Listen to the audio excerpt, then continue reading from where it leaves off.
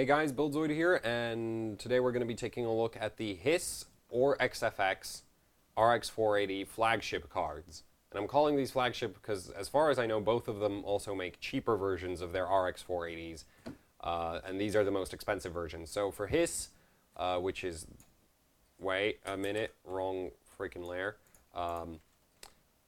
So this right here is the HIS card.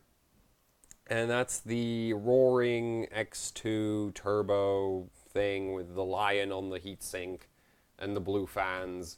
So yeah, and this uses the same PCB as the XFX GTR, which looks like this. So yeah, as you can clearly see, the PCBs are, well, I don't know. So, well, whatever, just take my word for it, the PCBs are identical. I have great news for today. I'm going to actually cover Voltmods for both of these PCBs because A, they're identical, and B, because XFX actually chose voltage controllers that are really, really like easy to Voltmod.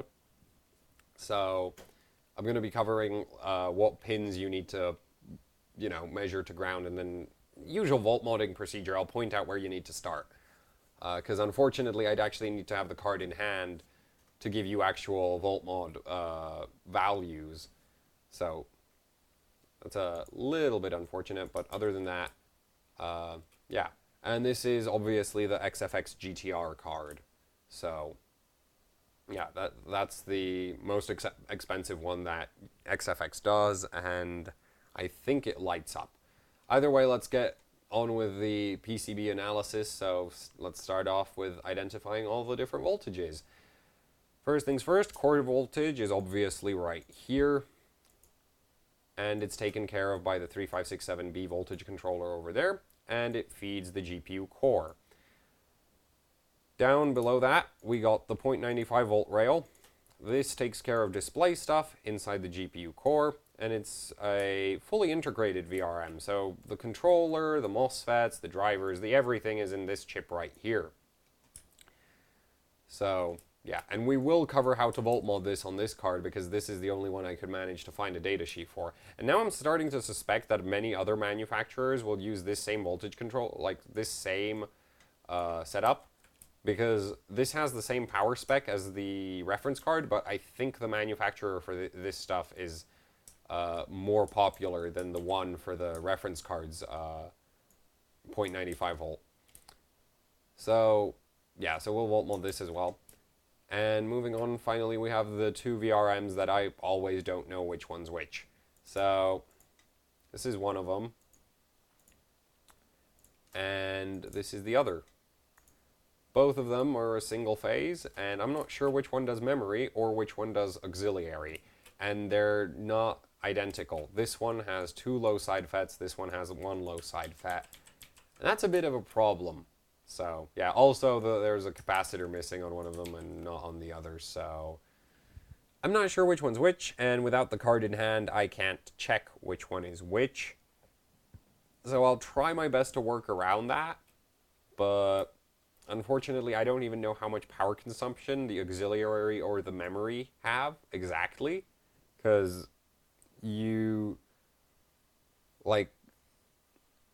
there would be a way that I could measure that, but that would be just like destroying an RX 480, and I don't know how well that would even work, because essentially the main problem here is like these voltage controllers. Oh, damn it. Sorry, give me a second. There we go. These voltage controllers don't have any advanced functionalities. They can't measure power consumption, they can't measure anything like that. And AMD doesn't actually have any kind of current sensing system built into their cards. Though, like, AMD GPUs only report the power consumption of that this reads, and that only reads this VRM right here. Everything else can pull as much power as it wants, and the card doesn't know about it. So, yeah, that's not great. So I have no idea how much the auxiliary or the memory pulls. In theory, you could, rewire them to separate 12 volt voltage sources, and then, well, there's a way to measure it, but it would be a massive pain to try implement that, and it would almost certainly destroy whatever RX 480 you try to do it on. So I'm not going to try to do that. So with that out of the way, let's get on with the details of each of the VRMs. So core voltage is a 6-phase, 1, 2, 3, 4, 5, 6, and it uses the exact same MOSFETs that you would find on a Fury X. So you already know this is going to be good, because the Fury X VRM can handle easily 500 watts. And actually the R9290X VRM, which has 1 phase less, can handle more, like, has been seen handling more than that, because R9290Xs are insanely power hungry once you overvolt them. So yeah, this VRM right here is ridiculously, insanely overkill for a RX 480. Now, this only, however, it depends on the temperature. This one is very, very, very temperature sensitive, as you will soon find out. So the low side FET right here is a 6894, and the high side FET is a 6811. Both are from International Rectifier, and let's just go over the ratings for them. So the 6811 is a 34, I think, 33, something like that.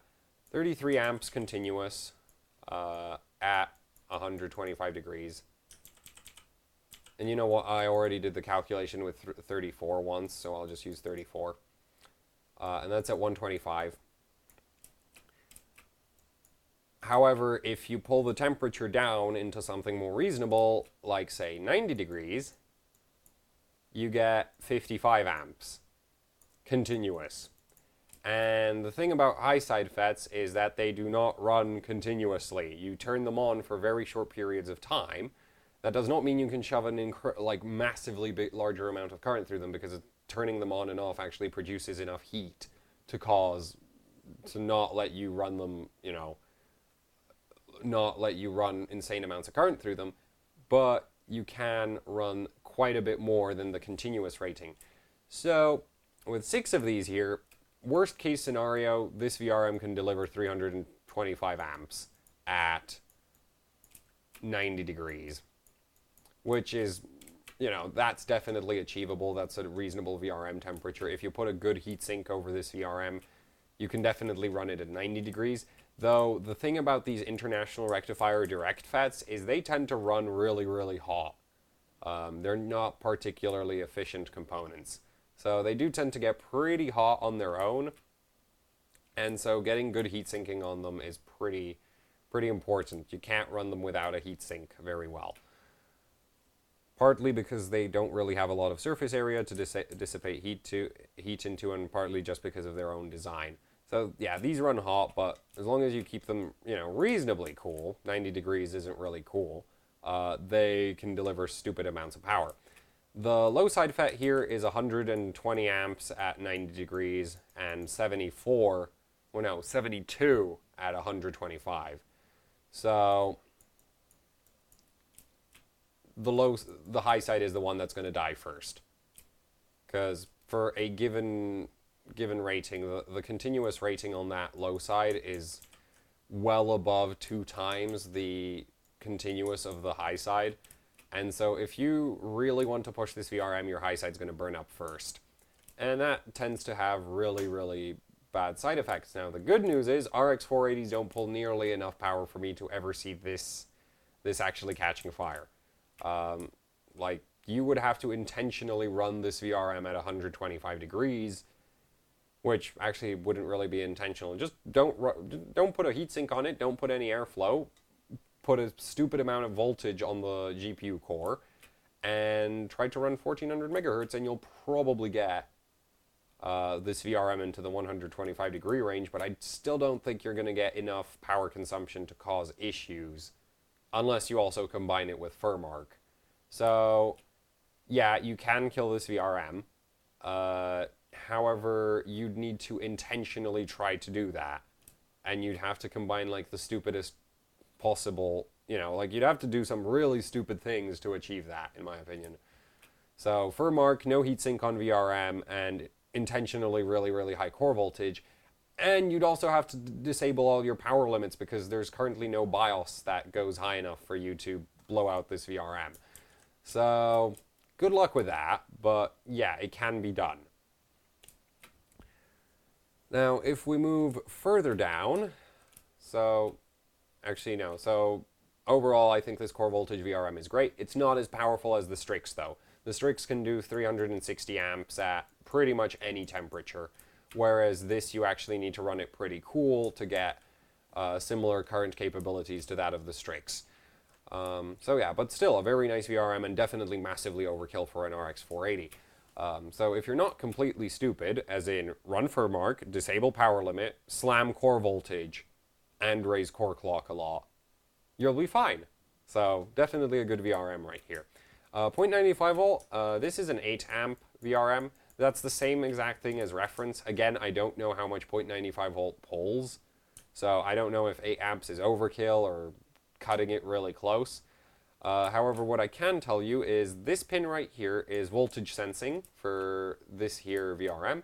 So you can measure the resistance from here to ground and then proceed as you would normally for doing a feedback pin volt mod. So yeah, that's going to be simple enough. And if I do get my hands on an XFX RX 480 GTR, I will go out and do this volt mod and detail that. Like I'll even get you the values and everything. So I'll do this volt mod in detail. So let's zoom out and move on to the VRMs where I don't know which is which. So both of these use the same high side FET, and that's SM4377. These are from Sino Power, not a particularly popular MOSFET manufacturer. Like I've heard of them before, but I don't remember where I saw them. I think there was like one card or one motherboard where I've seen them being used. Either way, the 4377 has a continuous rating of 35 amps, which is pretty much in line with all the other RX 480s for the high side on one of these two VRMs. Now the difference is, the big difference between these two, right, these two VRMs, is that this one has two low side FETs, whereas this one only has one low side FET. And these two low side FETs are 4373s, and those are rated at 38 amps each. So both of those are 38 amps, and this one is just one, also 38 amps. So yeah, this VRM right here is significantly less powerful than that one, because the low side, like, basically if your low side is massively more powerful than your high side goes first. However, here in this one, the high side and the low side are basically the same, so the low side's going to blow up at 38 amps. So this one down here is limited to 38 amps. There's no way you're going to push more than 38 amps, and that's at 100 degrees. So I should have remembered to mention that. Sorry, that's at 100 degrees. So this one's limited to 38 amps at 100 degrees. This one up here, so yeah, you know, normally I would say, oh yeah, it's limited to 35, but as I said, you can go over that. And here I'm really not sure how far you could push the high side before the high side catches fire, because obviously the low side is significantly enough ahead of the high side that the high side is the one that would fail in this scenario. So yeah, I don't know. There's a calculation I could do for this, but I still haven't set up the calculation by hand takes forever to do. So I'm trying to write a program to do it for me, and I still haven't finished that thing. So sorry, I'm not going to give you a better value, but still, this one should do. This one's more powerful than that one. That's all you really need to know. And also do note that this is at 100 degrees. These VRMs aren't heat synced, but if you do get, like, they do get airflow from the main GPU heatsink, so they're not going to run that super hot. And if you want to run the card without the, stock air cooling, and you want to swap for water cooling or liquid nitrogen, so on liquid nitrogen you basically don't have to care because the whole freaking card is just, everything's going to be frozen. And on water cooling, just get a high airflow fan and put that over the VRM, and then maybe try put some heat sinks onto these things. But if you just provide good airflow and the air is, ambient air, so like 25 degrees, 30 degrees, 20 to 30 degrees, these VRMs will run plenty cool enough that you'll actually be reaching much higher current ratings on both. So, yeah, both of these are perfectly fine as far as I'm concerned. So, overall, the VRMs on this card are great. They're not the most powerful. The Strix has a better core voltage. The Gigabyte has a better memory VRM. And I'm not sure which one is memory. Oh, right, I'm not sure which one is memory here. So anyway, Gigabyte has a better memory VRM, but Gigabyte has one of the weakest core voltage VRMs you can get. So yeah. However, overall, this is my. Oh wait, I forgot something. Voltmods. Right. So to Voltmod these guys, you do this leg, and again, this is the feedback pin. So again, you just do the usual Voltmod feedback pin mod procedure, and you'll be ready to go. And these guys are SOP 8 packages, so these are absolutely huge. You can solder straight onto these. These are super easy to solder on. So that's really nice. So this is very easy to Voltmod. These two are very easy to Voltmod. This is going to need some precision soldering, but even I can solder this kind of stuff. And my soldering is anything but precision or neat. So, yeah. Overall, I really, really like this card. I personally love this card. And my reasoning for that is I can Voltmod this easily. I can Voltmod that easily. I can Voltmod that easily. This is plenty powerful given that you keep it cool enough. And and it has a BIOS switch. So this is my favorite RX 480. Sure, it doesn't have as much power as the Strix on the core voltage. It might not have the most powerful memory VRM, but memory VRMs really don't matter that much. It does, however, have the second most powerful core voltage at certain temperatures. So, yeah, so for certain temperatures, this is the most powerful. For overall, the Strix wins for raw VRM power. However, the Strix doesn't have a BIOS switch, and the Strix is not, Voltmodding this on the Strix is going to be a massive pain, just because Asus always chooses the weirdest components for their minor VRMs. So, yeah, I like this card, because this is really easy to Voltmod, it has the BIOS switch, and, it's just perfect for my use case scenarios. So yeah, this is my favorite, and I hope you can see why. And that's that for this video. I hope you liked it, and if you did like it, there's a like button below. If you aren't subscribed to the channel, there's a subscribe button. You can press that too. If you would like to see more real-world content and less staring at photos, I have a Patreon where you can go, donate to the channel so that I can potentially buy an XFX RX 480 GTR. Though I did send XFX an email asking for one of these for free, and they didn't say no, which is a lot better than most companies. They said maybe. So I still have my hopes up that maybe, just maybe, I might get an RX 480 GTR to play with on LN2, because I really, really, really want to push one of these on LN2, because this is by far the easiest card to Voltmod. It really, even the Strix could work, even a reference card would work. It's just, Voltmodding the reference card is a pain on this one. Voltmodding that on the reference is just basically impossible, because there's no data sheet. And I tried to, just trace the thing out, but it's really, it's still massive pain to deal with. Whereas this, I have data sheets for everything, so this would be super easy to Voltmod. So I really want one of these. And XFX said maybe. So maybe I'll get one. And, then you'll get to see it on live stream on LN2, and that'll be pretty awesome. And, yeah.